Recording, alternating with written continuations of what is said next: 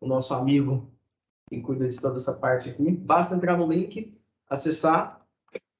Aqui está eu e o Paulo. Muito boa noite, pessoal. Tudo bem? Boa noite. Estou ouvindo muito bem. Tudo certo?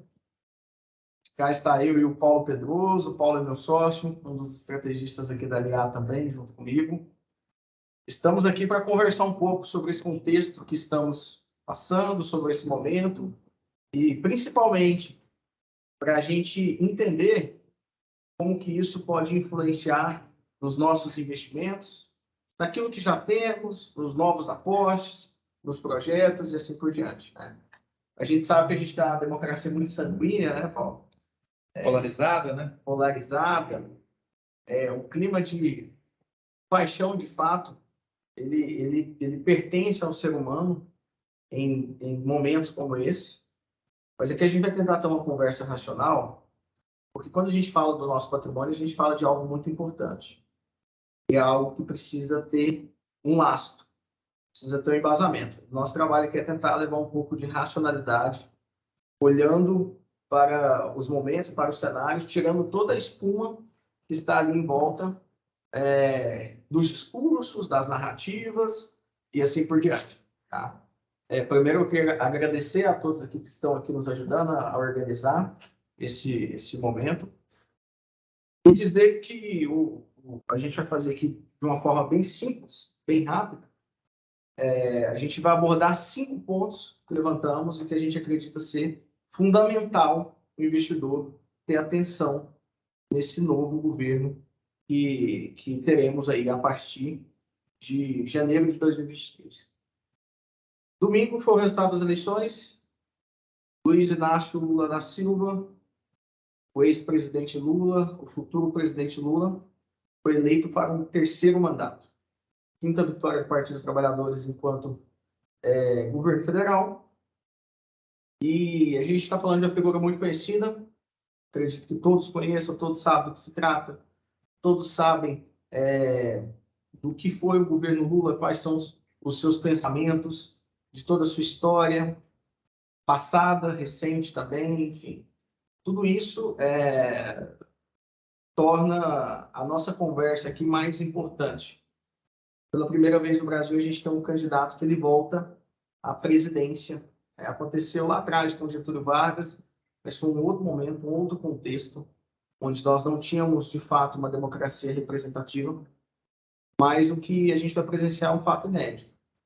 E fica a pergunta, esse é o Lula de 2002, esse é o Lula de 2006, esse é o Lula de 2010, não é da eleição da Dilma, esse é o Lula antes ou depois da prisão, esse é o Lula logo após a prisão, esse é o Lula de 2022. Quem é? Quem é o Lula? E como que ele vai interferir no mercado, na economia como um todo, que possa afetar seus investimentos, né, Paulo? Exatamente. Então, assim, eu acho que de domingo para cá, os sentimentos aí estão à flor da pele, então muitos investidores, muitos clientes, muitos amigos aí nos procuraram, principalmente para entender como é que vai ser. Hoje teve um pronunciamento do atual presidente, Bolsonaro, que foi bem curto, acabou não diminuindo a animosidade ali, nem aumentando a animosidade, permaneceu tudo igual, porque não foi esclarecedor o ponto que ele trouxe, mas basicamente hoje como que nós vamos dividir esse bate-papo inicialmente? A gente tem os 5 pontos que nós levantamos, que o Gabriel mencionou, mas basicamente como é que possivelmente pode ser a política econômica do novo governo, o impacto que vai ter nas estatais, a relação com o Congresso, as relações internacionais, principalmente, a nossa relação, principalmente com o Brasil, com outros chefes de Estado de outros países.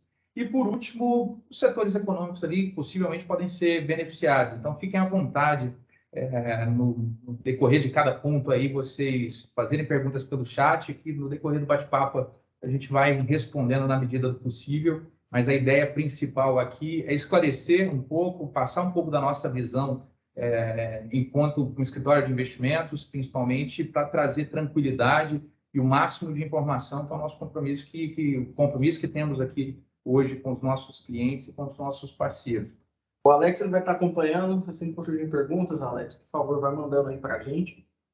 E voltando aos 5 pontos, o primeiro que a gente abordou é qual será a política econômica que o ex-presidente Lula, atual presidente Lula, ou futuro presidente Lula vai trazer. E como bem sabemos, essa campanha ela foi muito polarizada dentro daquilo que o outro tinha de pior. E quando a gente tem um pleito dessa forma, acontece um fato interessante. Você tem poucas propostas, você tem poucas medidas. O próprio presidente Lula ele disse, em uma certa ocasião, que ele não precisava trazer propostas porque as pessoas já o conheciam. Mas, de fato, o que a gente precisa observar é que um novo governo ele vem carregado de novas medidas. E se tem uma coisa que exige um governo, é lidar com as situações do cotidiano. As necessidades que nós temos hoje é diferente das necessidades que tivemos em 2002, em 2006, em 2010 e assim por diante. Então, apesar do Lula dizer que ele não precisava trazer uma proposta, temos situações importantes acontecendo no cenário econômico brasileiro e mundial que exige uma postura, uma resposta. E essa resposta, de fato, a gente não tem, porque o próprio presidente Lula disse que iria construir o seu governo assim que fosse eleito.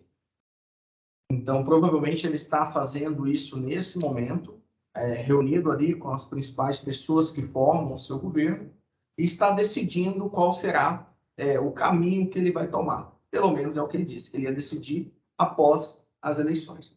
O mercado está, na verdade, se sentindo bastante e buscando entender quais serão os ministros, os secretários, os chefes ali de cúpula, principalmente do governo. Então, hoje, principalmente, o Ministério da Economia, que hoje temos Paulo Guedes e sua equipe, que é uma figura que é bem renomada e conhecida no mercado. No governo Lula, hoje sondam alguns nomes, como o Henrique Meirelles, que é de Goiás, de Anápolis, ali, tem alguns outros nomes que não são tão bem-vindos para o mercado financeiro, por exemplo, nomes que não são técnicos especificamente. Fernando Haddad, que foi candidato a governo do estado de São Paulo, que não foi eleito, perdeu para o Tarcísio, que tem um alinhamento direto com o presidente Bolsonaro.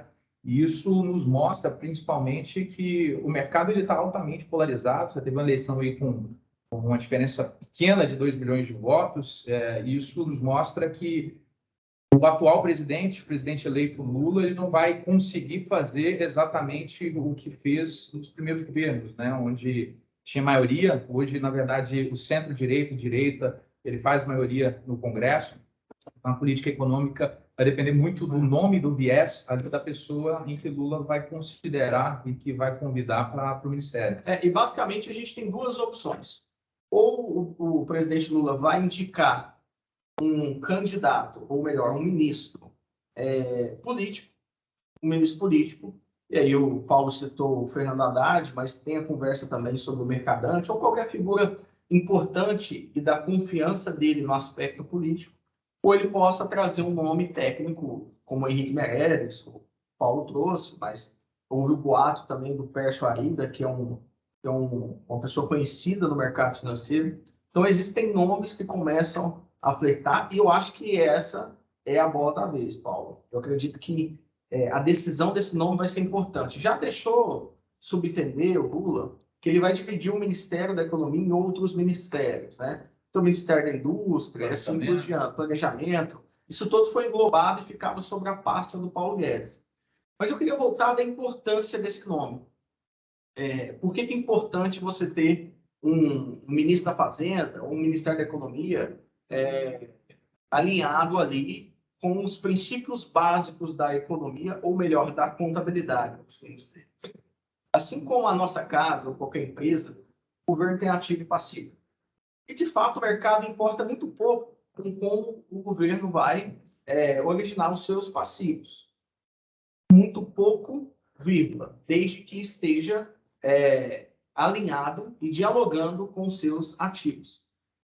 O que eu quero dizer? Numa planilha nós temos duas colunas, passivo e ativo. Se o Ministério da Economia não tem compromisso em alinhar essas duas abas, nós temos um problema. É assim na nossa casa, é assim nas nossas empresas e é assim no governo. Então, o teto de gastos ele veio para contemplar, para forçar o governo a caminhar dentro desse limite de gasto público e é um assunto delicado quando se trata de um governo populista, quando se trata principalmente da figura do ex-presidente Lula, que tinha como políticas de governo medidas populistas e assim por diante. E é interessante, Paulo, a gente conversar com os nossos clientes e amigos que estão aí nos assistindo, que quando a gente fala em austeridade fiscal, em controle econômico, a gente está falando de nada mais do que uma forma de blindar a nossa moeda. Por quê? Porque se o Estado gasta mais do que ele arrecada, ele vai precisar tomar duas decisões. Uma das duas decisões. A primeira decisão que ele pode tomar é aumentar o número de moedas circulantes. Isso gera inflação. O problema inflacionário a gente sabe que foi no início da década de 90. A gente sabe tanto que tentamos resolver e não conseguimos com o plano Bretzer, plano Collor e assim por diante. A outra solução é endividar a máquina pública. E aí nós vamos pagar mais impostos, certo? E esses impostos eles vão diminuir ainda mais o poder de investimentos do Estado. Então, é interessante a gente pensar que o nome a ser selecionado ele vai determinar se haverá um respeito ou não pelas contas públicas. Esse é o ponto que está em discussão. E, no momento, nós temos algumas pautas que precisarão vir à tona no início de 2023. Todos sabem que o Auxílio Brasil ele está contratado a R$ 600 até dezembro. Todos sabemos que o auxílio caminhoneiro é a mesma coisa, ou o voucher de combustível. Ele está contratado até dezembro. E nós temos ainda os ICMS congelados até dezembro. A pergunta é, o governo Lula vai retroagir nessas pautas? É uma pauta bolsonarista que está em voga. Será que o Lula ele vai diminuir o Auxílio Brasil? Será que o Lula vai retroceder com as políticas públicas, principalmente para a população mais pobre? É uma discussão boa, porque a gente sabe que é perfil do novo presidente esse tipo de assistencialismo. Ele carrega isso como pauta política e legado desde o início da sua história em nosso país. Então, quando a gente olha para esse cenário, a gente tem um problema muito grande. Por quê? O governo Bolsonaro, na figura do Paulo Guedes, ele pensava em resolver essa questão com algumas reformas, até mesmo estruturantes, que ele tinha como projeto. Uma delas é a reforma tributária. A gente imagina que a reforma tributária com o governo Lula, a primeiro momento, ela vai ser um tema delicado de ser abordado. Muito dificilmente isso entrará em pauta e será discussão no Congresso de forma tão rápida. Pela impopularidade do governo federal até o momento com o Congresso, isso é um outro tema que a gente vai discutir, mas também será um problema porque quando a gente fala em reforma tributária, a gente fala de vários interesses. Ouvi dizer uma vez de um deputado goiano, amigo nosso, que toda vez que teve reforma tributária, toda vez que tentaram abordar esse assunto, os hangares de Brasília ficavam cheios, né? Então, vai gente do Brasil todo para Brasília tentar fazer um lobby para conseguir algo específico para sua classe. E boa parte do Congresso também é feito de empresários, pessoas ali que têm um alinhamento muito estratégico com outros empresários de grande porte. Quando a gente pensa de reforma tributária, principalmente algo que entrou em voga, que é a taxação dos dividendos, muita gente analisa pela ótica de dividendos de bolsa de valores, mas, na verdade, quando você tem uma empresa e faz a distribuição para a pessoa física ali isento de imposto de renda, que é o caso atual, teria uma taxação também. Então, é uma medida impopular que o Paulo Guedes, no governo atual, trouxe em pauta, muita gente torceu o nariz, mas é uma forma de arrecadação desde que seja estruturada. Então, se for algo muito esdrúxulo, como a gente vai entrar nessa pauta, mas que o governo atual, Bolsonaro, ele tem maioria no Congresso, centro-direita, fica muito mais difícil você ter uma política específica com pontos que vão em desfavor ali a uma determinada classe, a um determinado escalão de pessoas. Então, tudo isso, na verdade, a polarização das eleições fez com que esse conselho mesmo de mediação entre políticos ele seja cada vez mais bem pensado e uma pessoa que não consiga trazer lucidez para todos os lados ali fica mais difícil de governar. Então, assim, resumindo esse ponto, o ministro da Economia é importante para a gente entender qual vai ser o compromisso com as contas públicas. porque existem medidas importantes a serem discutidas. A gente tem uma bomba fiscal que precisa ser desarmada. Uma bomba fiscal que o Paulo Guedes tinha um plano para essa bomba fiscal, e o plano dele era a reforma tributária. Ele deixou isso claro, que a reforma tributária seria discutido pós as eleições. Então, se a gente for trazer as variáveis ou as alternativas que nós temos, o caminho será ou arrecadar mais impostos. Eu acho que esse é um ponto que é difícil para a população, olhando para a nossa carga tributária, né?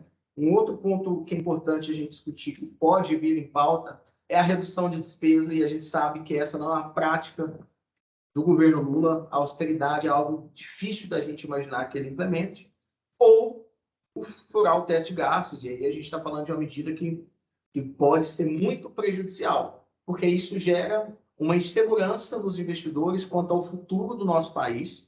E aí, vamos trazer alguns números, por exemplo. Hoje a gente tem um déficit previdenciário na casa dos 350 bilhões por ano. Então, quando você estica isso para o longo prazo, isso faz com que o investidor estrutural ele olhe e fala, poxa, será que dá para eu fazer um investimento de 15, 20 anos nesse país? Né? Então, todas essas medidas irão afetar e muito o mercado, principalmente o que vai acontecer com o câmbio, certo? E o que acontece com o câmbio influencia na inflação.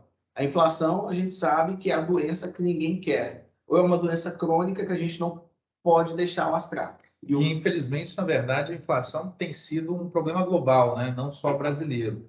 Nos últimos três meses, nós tivemos deflação aqui no país, enquanto o mundo está sucumbindo na alta generalizada de preço em todos os países, inclusive Estados Unidos e países europeus, né? Em função, obviamente, do que todos sabem, de guerra na Ucrânia, vindo aí de uma pandemia e várias outras variáveis que a gente está tendo em todos os países do mundo.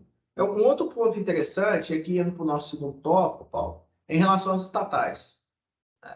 E a gente assiste toda a discussão das estatais olhando a volatilidade no preço das suas ações nos últimos dias. Quando a gente fala de estatais, principalmente as listadas, a gente está falando de Banco do Brasil, Eletrobras, Petrobras, falando dessas que são as principais ali. É que o mercado, na segunda-feira, já sinalizou um revés muito grande, especificamente para a Petrobras.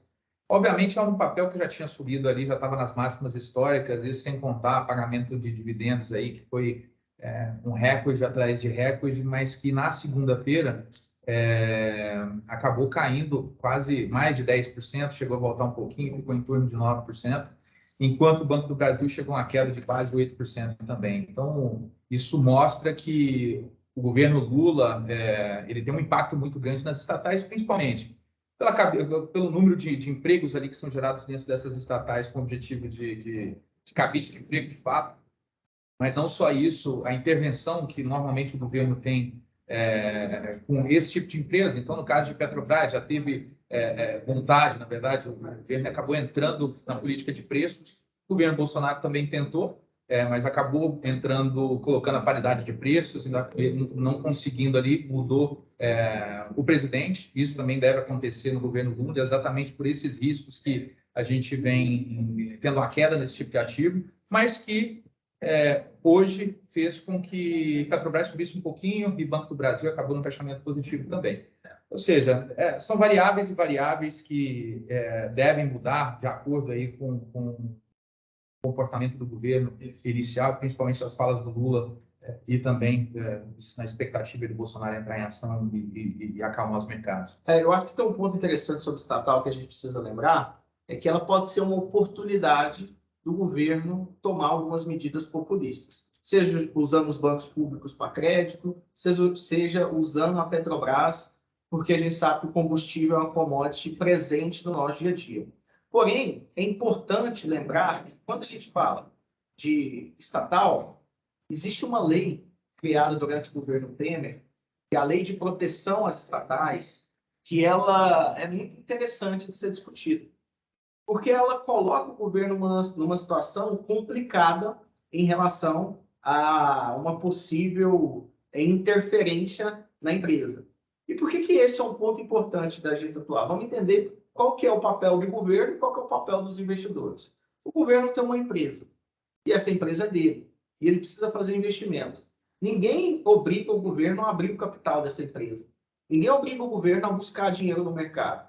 A partir do momento que ele vira e fala, poxa, eu vou ao mercado tomar dinheiro, ele está falando para os investidores o seguinte, eu tenho uma empresa que eu quero que você seja sócio e que você, obviamente, colhe os frutos disso comigo. Se ele começar a utilizar essa empresa e gerar prejuízo para o investidor, ele tá, de certa forma, afetando a sua credibilidade. E se ele é o presidente da República, se ele é o governo federal, ele está afetando a credibilidade de todo um país. Imagina que você tem uma empresa, você tem um sócio, e seu sócio gera prejuízo de forma proposital no negócio. Não é legal. E pensando nisso que foi construída a Lei de Proteção às Estatais, que hoje protege muito o investidor nesse sentido. Que iniciou o governo Temer. Iniciou no governo Temer.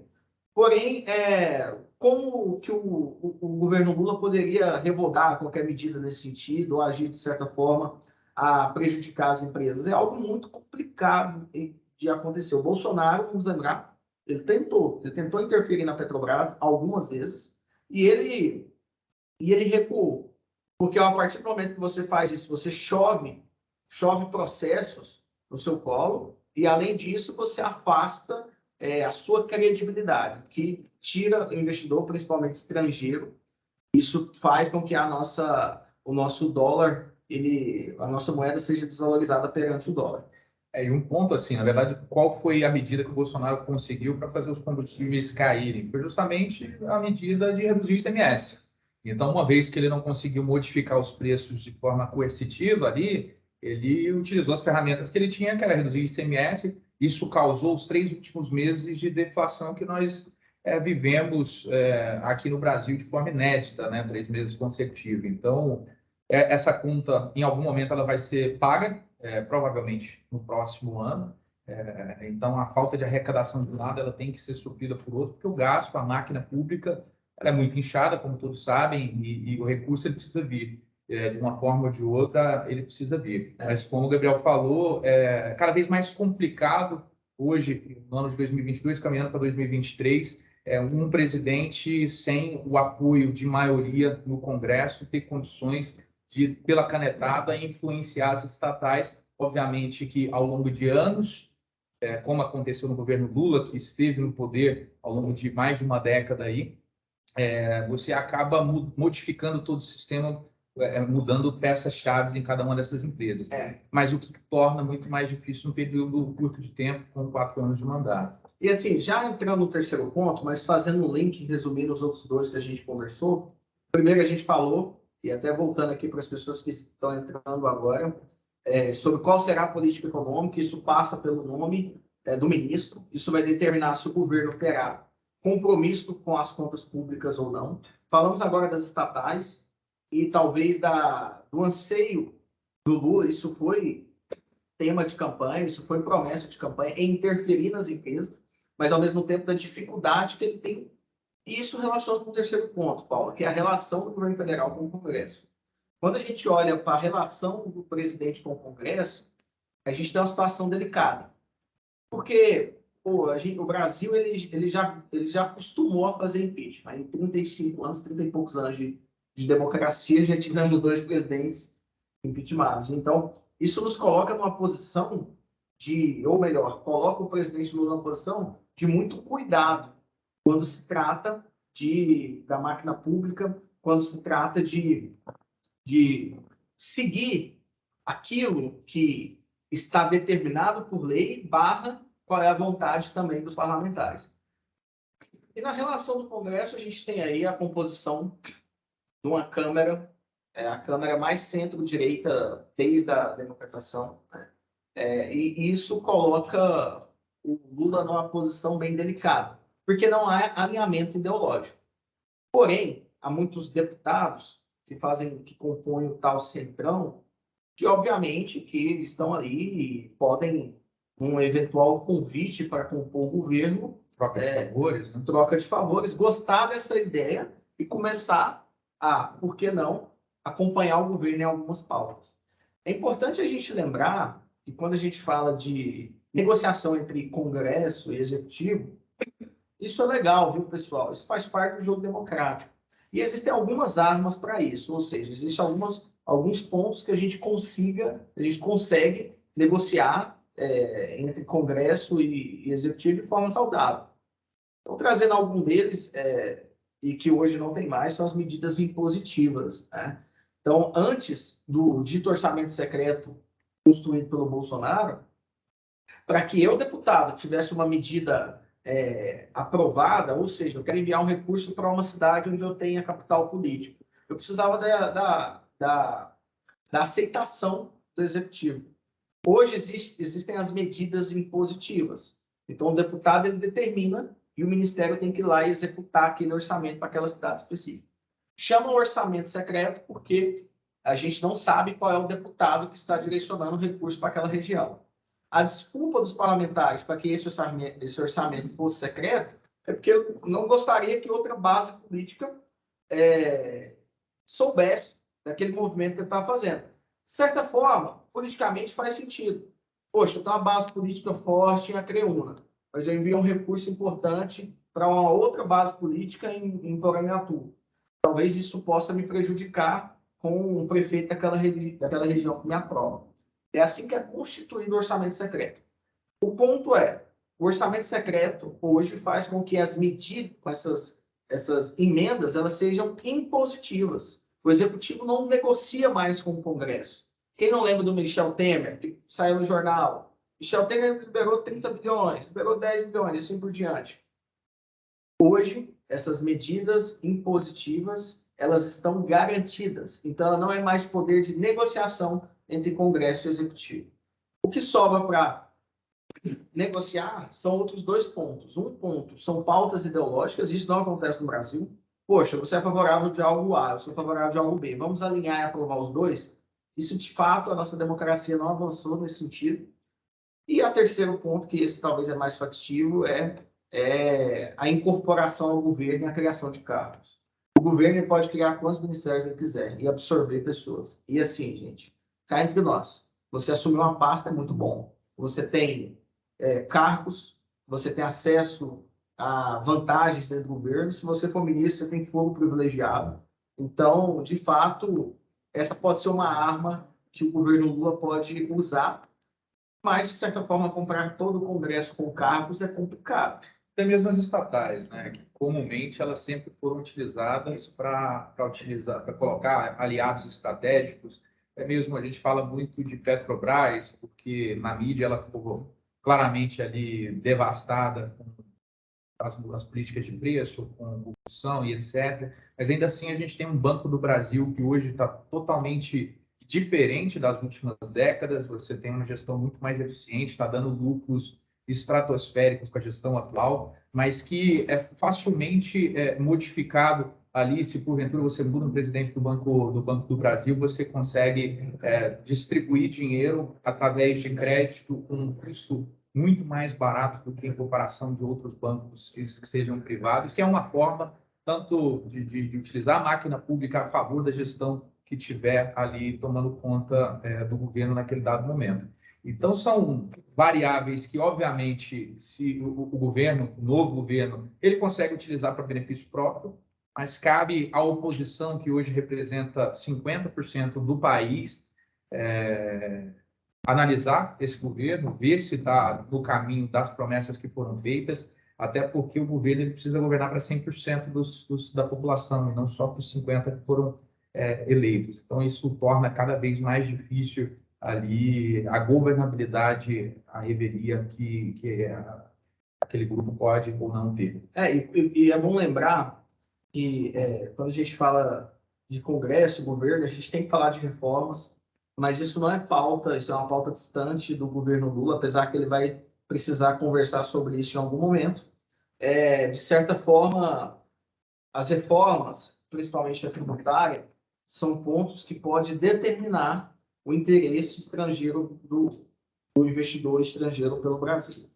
Então, perceba que as pautas são ligadas, né? A gente falou, repetindo aí até para as pessoas lembrarem, a gente falou sobre quem será o ministro da Economia, qual será a política econômica do governo, que a gente não sabe.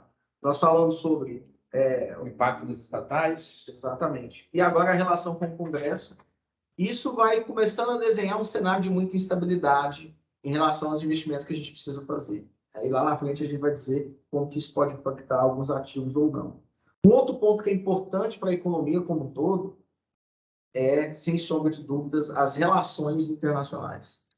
Esse é um ponto até muito relevante para o Brasil, por ser um país conhecidamente reconhecido como exportador. O governo Lula, os primeiros, em 2002 ali em diante, foi vangloriado no mercado, principalmente pelo Lula ter uma facilidade de negociar com chefes de Estado de vários países, entre eles Estados Unidos, superpotências e até países de esquerda emprestando dinheiro, como já aconteceu em várias ocasiões. Era um dos principais pontos do governo Bolsonaro, martelar ali o governo Lula na campanha, principalmente. Mas, a partir de um ponto de vista, seja ele imparcial, o Lula, de fato, ele teve uma aceitação muito grande nessa reeleição. Chefes de estados espalhados ao redor do globo aí parabenizaram essa eleição. Então, você teve Biden, você teve Macron, obviamente países de esquerda aqui que a gente olha com um olhar com menor relevância, principalmente pela influência que eles têm no mundo, que é muito pequena. Mas quando a gente olha para o Fundo Soberano da Noruega, voltando a trazer dinheiro para o país em função da preservação da Amazônia, isso acaba sendo um ponto extremamente positivo para o nosso país. E um reflexo disso foi justamente segunda-feira, que a gente teve uma entrada de capital de mais de 48 bilhões de reais na Bolsa Brasileira, injetado por capital estrangeiro. Então, são alguns pontos, obviamente são casos isolados, mas que quando a gente olha pelo contexto, a gente percebe que a economia global começa a olhar para o Brasil com olhos positivos, de que esse governo, ele de fato possa conseguir ali ter um alinhamento maior com o resto do mundo. Um ponto que o Lula sempre bateu de que o Brasil esteve fechado para o restante do mundo na parte diplomática, principalmente de relações internacionais. E que no governo Lula isso foi feito de forma brilhante nos primeiros 2 mandatos ali e acabou arrefecendo no governo Dilma.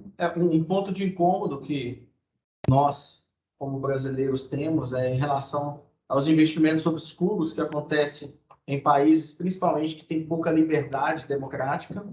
E isso, obviamente, o Lula já deixou claro que isso vai acontecer, então não podemos esperar nada muito diferente do Brasil voltando, sim, a se relacionar com alguns países de menor expressão, de forma mais... Ontem, o próprio presidente da Argentina já parabenizou o Lula, já teve um encontro com ele em São Paulo. Então, é muito óbvio de que o governo Lula ele vai ter um alinhamento ideológico com os países de esquerda ali. Principalmente na América Latina aqui, onde tem uma concentração ali até institucional. Existem grupos que reúnem esses líderes da América Latina. Então, quando a gente fala em relações internacionais, o presidente Lula, eu acredito que ele terá, nesse ponto, um quesito favorável a ele, com esse ponto de observação, né, Paulo? Porque a gente sabe que nos governos anteriores foi uma fonte de corrupção, sim, essas relações com países com pouca liberdade, né? Inclusive foi algo abordado durante a campanha pelo presidente Bolsonaro sobre os investimentos através do Mais Médicos, através da construção de refinarias, através da construção civil e logística em alguns países, né? E olhando pela ótica, principalmente de corrupção, aqui no Brasil nós temos o Banco Central Independente, nós temos a Polícia Federal, nós temos o COAF, que são instituições que combatem com muita força e veemência a corrupção. Obviamente, como em alguns quesitos ela está entranhada no nosso país, acaba que eles não conseguem combater a corrupção como em nem país desenvolvido isso é possível, né? O ponto de alerta principal é que esse relacionamento com governos de esquerda, principalmente, ele faz com que tenha uma facilidade muito grande de promover essas atividades ilícitas lá naqueles países que não têm órgãos tão independentes como aqui no Brasil. Então, se porventura, como aconteceu no passado, do Brasil iniciar operações ali de infraestrutura, como o Gabriel mencionou, com países de esquerda que não têm instituições fortes como hoje a gente já tem no Brasil, fica muito mais fácil ali você fazer um conluio de receber recurso desviado em um outro país que não tenha hoje a facilidade que a gente tem de combater a corrupção com esses órgãos que temos aqui. Então, encerrando esse quarto ponto, se alguém tiver alguma pergunta, pessoal, quiser fazer algum comentário, quiser contribuir aí para as pessoas que estão presentes, nos assistindo. Aqui de comentário tem pessoal falando sobre estatais que vão sofrer com o novo governo, com as novas políticas a serem implantadas. Concordo.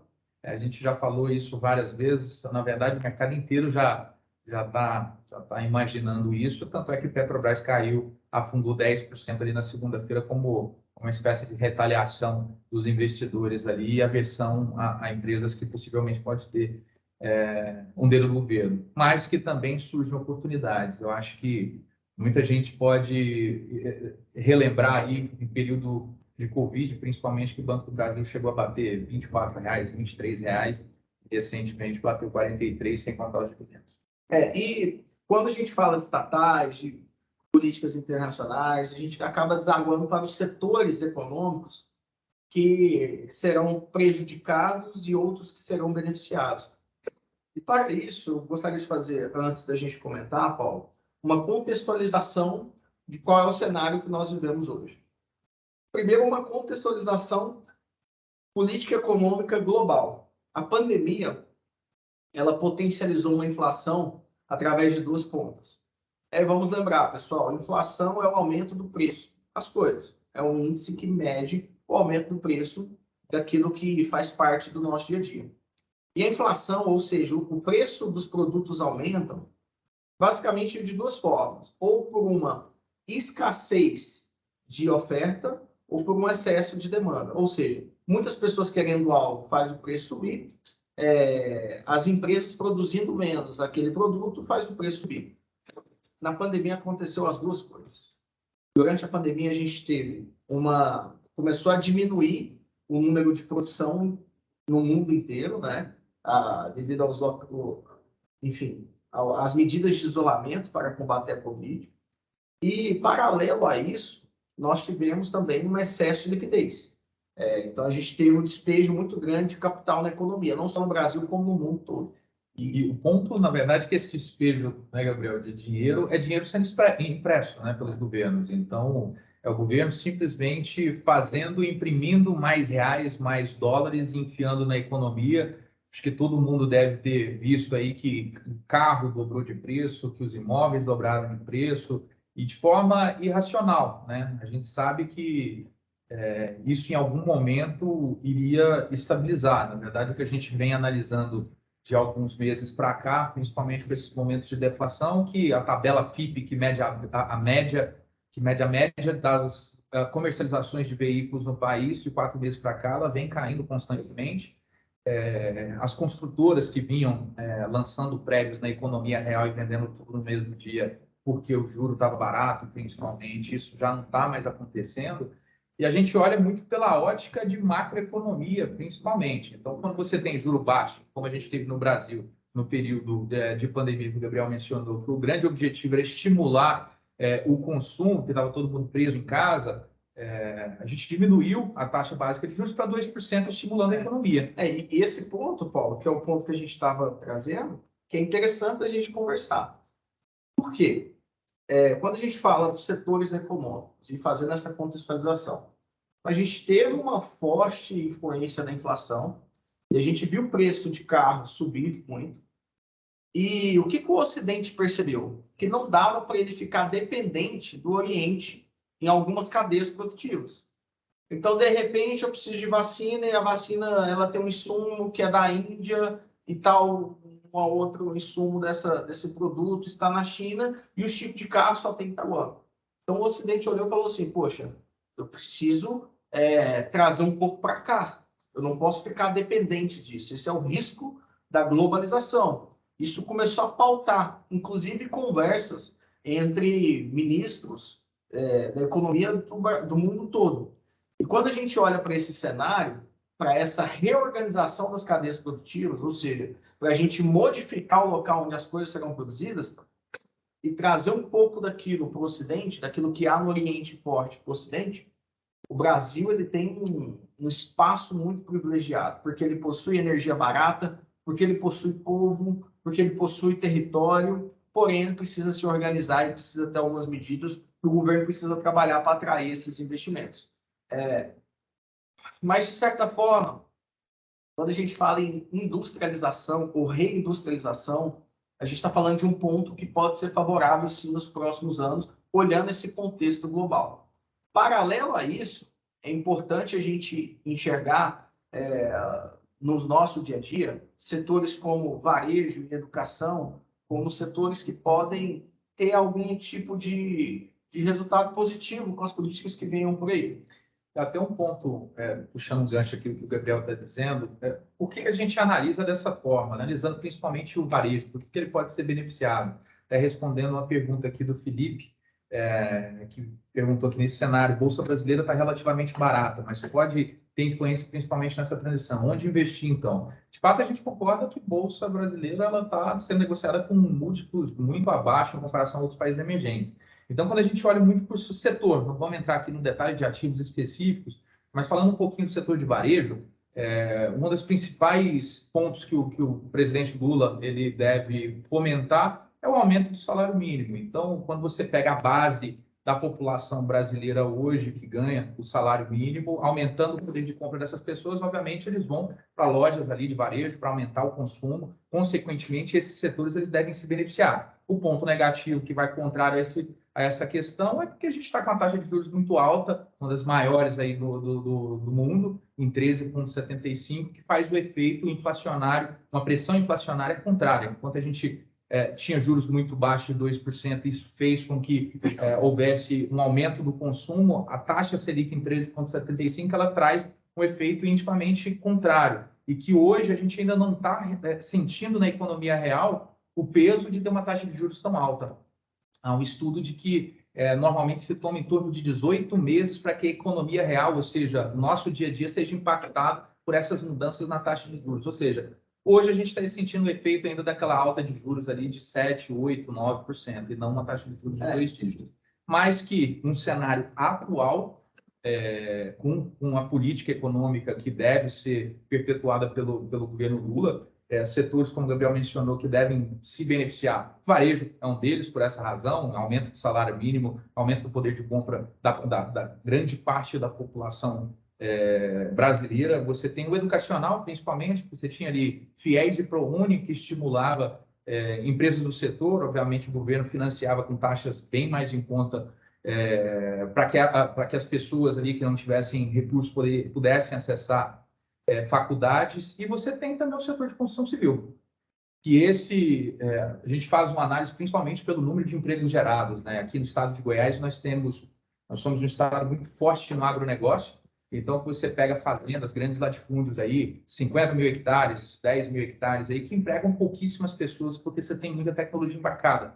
Então, fazendas com 50 mil hectares de plantação, por exemplo, vai empregar 50 pessoas, 60 pessoas. Você pega uma torre de prédio, por exemplo, que é construído aí de 35 andares, emprega 450 pessoas. Então, você tem uma discrepância muito grande. E quando a gente pensa em geração de empregos, que é uma das principais pautas do governo Lula, o fomento para a construção civil ele vem muito em linha no que tange a geração de empregos, tanto construção civil como industrial, mas voltado mesmo para o chão de fábrica mesmo, como é no caso aqui do Polo Industrial de Anápolis. E para um outro setor que no Brasil é importante e tem uma relevância interessante, que são os bancos. O banco, de fato, a gente brinca que é um setor que ele sofre em qualquer momento, em qualquer situação, ele está ganhando. E a gente vê ali uma defasagem. Foi até, na verdade, um puxão de orelha que a gente teve de muitos clientes, né, Gabriel? Nós temos clientes aqui, eu acho que uma maior parte de direita, uma menor parte de esquerda, mas que questionaram.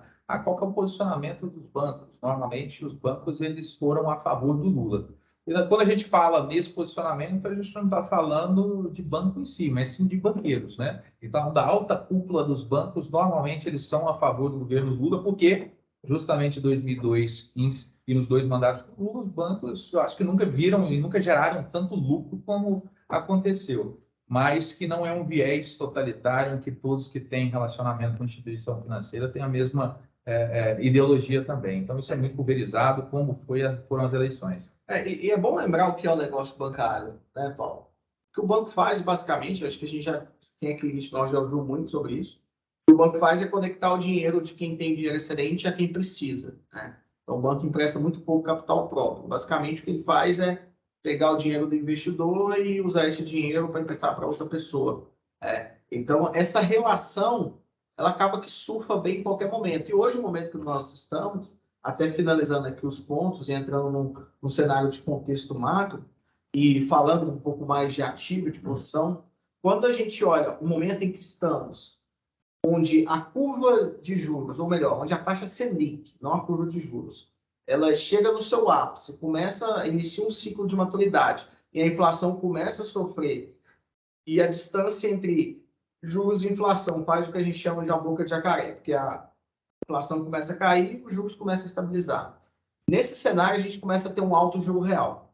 E o juro real ele é contraprodutivo para o nosso país. Então, o que a gente imagina que irá acontecer é uma queda nessa taxa de juros e, de preferência, da forma mais rápida possível. Porque se você tem um juro real de 6, 7, 8%, ou seja, se eu estou ganhando 8% acima da inflação... Quem vai investir em empresa? Na verdade, assim... Quem vai tomar risco, seja no mercado financeiro ou empreendendo? A gente brinca, esperto é quem aproveita esse momento, quem garante boas taxas. E no momento que nós estamos, o ciclo da política monetária ele é determinado pelo Banco Central, que é independente. Isso é quase impossível de revogar. Inclusive, o Lula nem tem esse discurso. Isso nos dá uma tranquilidade em entender que o Banco Central ele vai decidir por aquilo que é melhor. Obviamente que olhando para as políticas do governo federal que influencia na inflação. O Banco Central é o guardião da moeda, então ele quer vencer a inflação. Então, provavelmente, o que ele vai fazer é aguardar, e ele já disse isso nas suas atas, ele vai aguardar uma estabilização da inflação para começar a cair os juros. Ele sinalizou que ele pode começar a derrubar o juro no primeiro semestre de 2023, talvez em junho, mas isso pode ser prorrogado. De fato, a gente tem ali, hoje, o Boletim Focus trazendo cerca de 11%, os juros terminando no ano que vem, e momento de queda de juros é momento de bonança econômica.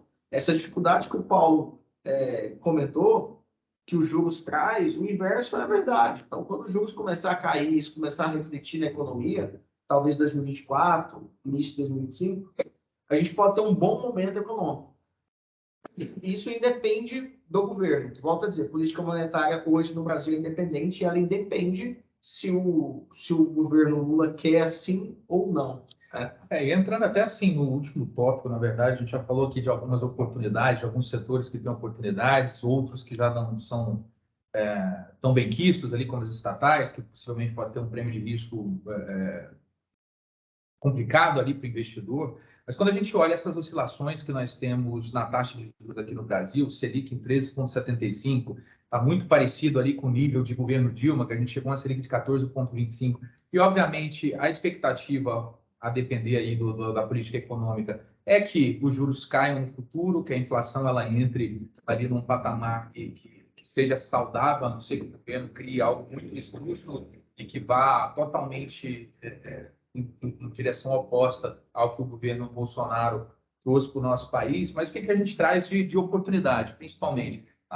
Em relação a setores, como a gente já mencionou, o setor financeiro no Brasil surfa muito bem, principalmente com juros altos, os spreads ficam gigantescos, então, para quem gosta de dividendos, é um setor bem interessante. Quando a gente fala ali de setores que sofreram bastante, mas com essa mudança política específica, pode ser beneficiado. A gente está falando de construção civil, estamos falando aí do educacional, principalmente, e varejo. E o que a gente enxerga também como oportunidade, principalmente, até porque a gente teve uma recente queda aí no dólar, mas que para aquele investidor que ele tem a intenção de se mudar para fora do país ou tem um capital relevante aqui no país e quer diminuir um pouco do risco Brasil, até porque quando a gente fala de risco Brasil, a gente está falando de confisco de poupança no governo Collor, a gente está falando de apreensão de gado no pasto no governo Sarney, ou seja, somos um país emergente, qualquer coisa pode acontecer. Então, um dos instrumentos que a gente também indica para esse perfil de investidor é estruturar, montar estruturas ali de proteção fora do país, as famosas offshores, que no governo passado elas ficaram como, entre aspas, queimadas no mercado, mas que são instrumentos totalmente legais, e o que divergia entre o que era legal e ilegal era principalmente porque o investidor ele não declarava essas offshores, empresas de investimentos fora do país, no imposto de renda. Então, o nosso time hoje, nós temos um time especializado nesse tipo de estrutura, que a gente pode auxiliar o investidor da melhor forma possível a montar estruturas fora do Brasil, principalmente para tirar dinheiro daqui. Então, a gente está falando de paraísos fiscais, mas que são legalizados, obviamente, declarados aqui, que a gente pode enxerga como oportunidade, porque aqui, infelizmente, qualquer coisa pode acontecer. E não estou falando só de Brasil, e sim de país emergente. Quando a gente fala de paraísos fiscais, a gente está falando daqueles países que têm ali vantagens tributárias. Se eu vou construir uma empresa lá fora para poder fazer investimento, eu vou procurar o país onde eu tenho ali as melhores condições fiscais. Daí vem um termo, pessoal. É importante, quando a gente fala em investimento exterior, a gente diz que um cliente que tem um patrimônio ali acima de 3, 4 milhões de reais, ele precisa ter algo lá fora, né? Ou melhor, é bom ele ter algo lá fora. Se você tem a intenção de constituir alguma coisa lá fora, é importante que você faça isso da forma mais inteligente. E a forma mais inteligente é dividir seus aportes lá fora em doses homeopáticas. Acertar câmbio. Quer errar, tenta acertar câmbio. Então, assim, acertar câmbio, eu estou no momento certo ou não? Não existe momento certo para quem quer construir algo lá fora. Você precisa fazer de forma inteligente, de forma bem feita, olhando seus objetivos e de forma homeopática, né? E a gente tem especialista que conversa muito sobre isso. Gabriel, o Davidson está perguntando sobre a ótica de investimentos em outros países. O presidente Lula deve favor a outros países, o qual fez acordos podendo ser um risco para a nossa economia? É interessante a gente pensar, porque esses favores, como que ele poderia pagar esses favores, né? Focando ainda mais o orçamento, eu acho que tudo vai pautar do Congresso. Eu disse muito para as pessoas que nos procuraram recente da importância de quem é oposição hoje em ser oposição, ou até de quem votou no Lula em ser oposição também ao governo, para garantir que o melhor do nosso país seja feito. Então, com o Congresso do jeito que está, há muito pouco orçamento para que o Lula pague essas dívidas ideológicas de relacionamento que ele tem lá fora. Eu, particularmente, acredito que isso é algo que ele vai tentar fazer depois que a casa estiver minimamente organizada. Eu acho que ele vai sim ajudar os seus amigos, como ele sempre fez, mas eu não acho que vai ser um momento tão inicial. Então, aqui é um palpite que eu trago que isso aí seja pauta em 2025, enfim. E assim, o ponto que a gente analisa muito é que hoje a gente tem um país dividido. Metade odeia Lula, metade ama Lula. E quando a gente olha para esse espectro, analisando o passado, a gente tem um consenso nessa turma, até dos que amam e dos que odeiam. Uma coisa, o Lula não é burro, então, com perdão da palavra. Então, sabendo que a gente tem um país dividido, obviamente ele vai tentar de todas as formas tomar medidas que tenham um alinhamento, pelo menos centro, um ou outro esquerda, mas nosso pensamento principal aqui que ele deve seguir para um caminho neutro. O Hudson perguntou aqui, Paulo, o que vocês projetam para o setor de tecnologia? Ativos como local web e se os FIIs de logística podem surfar a onda do varejo? Deixa eu falar primeiro dos FIIs, depois você pode citar sobre os ativos de tecnologia. O fundo imobiliário é muito fluxo. Então, assim, às vezes você tem uma distorção de valuation, mas isso precisa acompanhar o fluxo. E eu acho que o fluxo é favorável quando a gente olha um cenário de possível queda na taxa de juros ou uma taxa de juros caindo já de forma comprada. Isso vai melhorar o fluxo, porque os investidores vão começar a olhar para os fundos imobiliários como alternativa de investimento ali moderado, que possa ser uma alternativa aos juros baixos, né? E aqui é bom lembrar, pessoal, quando a gente tem um período de baixa de juros, o que a gente não pode fazer é alongar a nossa carteira. A gente assistiu isso acontecer no mercado em 2019, 2020, até 2021. Então, você precisa alongar sua carteira quando começa uma crescente de juros. Não para acertar o topo. Eu quero começar a comprar bons títulos de renda fixa quando o juros estiver nas alturas. O mercado precifica, inclusive. A gente está no ápice da taxa de juros e a gente não tem taxas boas como a gente tinha, por exemplo, em junho. E a gente não terá melhores taxas em março se continuar como está. Então, nesse período de taxa de juros baixa, o investidor, ele toma ali, ele traz como alternativa melhor os fundos imobiliários, isso aumenta o fluxo. Então, esse é um ponto interessante da gente abordar. Olhando o valuation, obviamente, que os fundos de logística, eles têm ali uma situação favorável, haja visto que hoje o varejo, ele é basicamente resumido em duas pontas, tecnologia e logística, né? Então, o varejo hoje, ele é comunicação instantânea, ele é base de dados e ele é entrega rápida, ele é facilidade para o cliente, né? Então, quando a gente olha as principais varejistas que atuam no Brasil hoje, a Amazon, Mercado Livre, Magazine Luiza e assim por diante, se você quiser olhar se essa empresa é eficiente, olha para a tecnologia que ela tem e olha para a logística, né? Então, quando você olha para isso, você consegue ter algumas visões. Assim, até complementando aqui um pouco sobre a dúvida do Hudson, que é o que a gente projeta para tecnologia, como o Gabriel mencionou, tecnologia, a gente vendo os ativos de tecnologia dos Estados Unidos, que estão sofrendo bastante, você tem um espectro, primeiro, que eles estão tendo uma redução dos lucros, e se a gente for analisar em médio e longo prazo, obviamente a gente não está aqui para acertar o curtíssimo prazo, porque esse seria um trade, a gente não tem, não busca tanto oportunidades nesse sentido, mas pensando em médio e longo prazo, a cotação das ações, normalmente, elas acompanham o lucro das empresas. Então, empresas, se a gente olha IRB, por exemplo, em que tinha um lucro que era maquiado e hoje está tendo prejuízo, a cotação de 64 ela foi para 1, obviamente tinha fraude no meio. Mas quando a gente pensa para empresas de tecnologia com juro tão alto, são empresas que normalmente operam de forma alavancada, o juro alto prejudica muito a capacidade de geração de caixa dessas empresas. Então, elas tendem a performar mal nesse ambiente de juros altos, da mesma forma que o varejo. Obviamente que existe uma inversão muito correlacionada quando o juro começa a cair. Então, elas tendem a se beneficiar. Então, quando a gente olha até para empresas de tecnologia dos Estados Unidos, que a gente está tendo uma ascensão que o juro era praticamente zero e agora está buscando os 4%, todas elas estão sofrendo. Então, não é algo pontual da local web aqui no Brasil, mas sim do setor especificamente. Em relação aos fundos imobiliários, concordo com o Gabriel, a gente vê uma defasagem muito grande de fundos imobiliários de tijolo. Alguns já conseguiram até subir a cotação para chegar próximo ali do valor patrimonial, mas é uma irracionalidade muito grande que a gente enxerga hoje no mercado.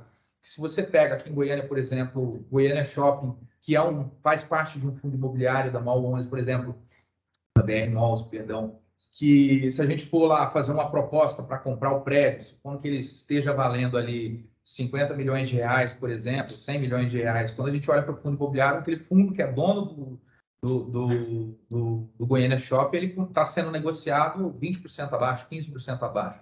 E esse tipo de irracionalidade ele só acontece na Bolsa de Valores. Primeiro, porque a gente tem um número pequeno de investidores em comparação aos Estados Unidos, e o segundo, porque você consegue ver a tela ali, o preço mexendo para cima e para baixo, né? Isso aí envolve o sentimental, emocional do investidor, que se fosse ali para vender um apartamento, um imóvel, ele fala, não, eu prefiro não vender, vou esperar mais. Agora, quando ele vê caindo 10%, ele fala, não, já perdi 10%, eu vou vender rápido. É algo que o mercado imobiliário, por exemplo, não tem, né? E que às vezes deturpa um pouco a relação entre preço e valor. Poxa, qual que é o preço desse imóvel, por exemplo, né? A consolidação do preço é quando você tem uma proposta. Então, no mercado financeiro, e principalmente se trata de fundos imobiliários, você tem propostas constantes sobre os ativos, né? E além disso, você tem uma visualização melhor do que é o estoque, que é um outro problema que a gente encontra no mercado imobiliário. A gente não sabe quanto há de estoque em produtos específicos. Então, isso faz com que o risco de ter uma bolha paire ali a cabeça de quem está investindo no mercado. Mas, Paulo, encerrando aqui o que a gente conversou, queria convidá-los para ficar atento aos nossos canais, por quê? A gente vai ter um evento específico sobre offshore nos próximos dias. Esse evento será aqui no escritório, uma noite que a gente vai fazer com vinhos, com frios. Vai ser algo bem legal para a gente conversar, confraternizar. Sobre o cenário em que estamos vivendo, eu acho importante a gente entender que o Brasil ele é mais forte do que qualquer situação que possa acontecer. O Brasil não é uma Venezuela, o Brasil não é a Argentina. O Brasil já passou por um período que esses países estão passando no início da década de 90. A gente aprendeu e a gente tem uma democracia forte e ela será exercida agora porque a gente terá um desalinhamento entre legislativo e executivo. Democracia não se faz só no período de eleição. Pelo contrário, ela se faz no cotidiano. E olhando para os investimentos, dentro de tudo que a gente conversou, acho que a gente poderia resumir, né, Paulo, em oportunidade de você alocar no CDI hoje, principalmente no curto prazo. Não é possível você ganhar 120, 125% CDI. Hoje nós temos fundos que entregam isso, né? Fundos de renda fixa que entregam esse valor, ativos de renda fixa também ali que está pairando em cima dessa taxa, que a gente considera hoje uma taxa interessante. Para o investidor que tem mais tranquilidade, é importante ele conseguir alongar sua carteira com boas taxas ao longo prazo, E seja especial para fixado. Exatamente. Até pensando em longo prazo, pessoal, tem muita gente que fica receosa porque a inflação, os títulos de IPCA estão marcando abaixo do CDI, estão marcando negativo nos últimos 3 meses. Só isso aqui é Brasil, isso aqui é um país emergente, a única coisa que a gente está acostumado é em preço subir. Eu acho que no Instagram, nas redes sociais, todo mundo vê aquele comparativo da Coca-Cola, da latinha, da garrafa de 600, de 2 litros, a evolução de preço que permaneceu praticamente uma evolução de 2 litros, hoje custa o preço da latinha. E uma certeza que nós temos, os preços aqui sempre vão aumentar por sermos um país emergente e termos uma moeda fraca. Então, respondendo algumas perguntas que a gente recebeu aqui sobre dolarização de carteira, como o Gabriel mencionou, dolarizar a carteira tem que ser feito sempre. Então, as oportunidades em que o dólar cai, você vai aumentando a sua exposição em ativos dolarizados. E olhando para títulos indexados à inflação, uma certeza nós temos. Inflação aqui é para cima. No curto prazo pode acontecer momentos ali de deflação, mas para quem tem um horizonte de longo prazo nos investimentos, é um ótimo título, desde que você mantenha ali dentro dos percentuais do seu portfólio de alocação. Então, conte com os nossos profissionais aqui para te auxiliar nisso. E o próprio CDI também, né, pessoal? O CDI, no longo prazo, ele venceu a bolsa e a inflação com folga. Então, assim, às vezes a gente fica tentando também reinventar a roda, e aqui está trazendo uma palhinha do que a gente faz muito para os clientes, é um planejamento financeiro ali. Antes de iniciar com a estrutura de investimentos, a gente gosta de desenhar algo para o cliente nesse sentido. Quando a gente olha para a questão previdenciária, é importante a gente entender o quanto que o dinheiro que a gente vai sobreviver quando não estivermos na idade ativa é algo sério. Então, às vezes, você toma risco desnecessário, sem que você pode garantir boas taxas que no longo prazo vai vencer qualquer ativo de risco que você consiga ter. Nós temos uma visão para isso, nós temos profissionais à disposição para ajudar os nossos clientes nesse sentido. Tá? E fica o convite para vocês. Envie uma mensagem para a gente, seja no Instagram, seja no WhatsApp. Venha conversar sobre o que faz sentido para você, sobre o que faz sentido olhando o seu planejamento financeiro, você desenhar um horizonte para longo prazo e fazer uma gestão de risco dentro dessa estrutura, que é algo fundamental para você ter segurança, para você acordar durante o dia e saber que a sua vida financeira está organizada. Quero agradecer a todos aí pela presença, já estou até ficando tarde aqui, eu estou enrolando a língua. E acho que boa parte aqui da turma ficou do início até o fim, então obrigado aí pela disposição, disponibilidade de estar aqui em véspera de feriado. Conta com a gente, o time está sempre à disposição. E qualquer dúvida, nos sigam aí nas redes sociais aí, que a gente vai batendo papo sempre. Valeu, pessoal. Obrigado, boa noite, viu? Um abraço.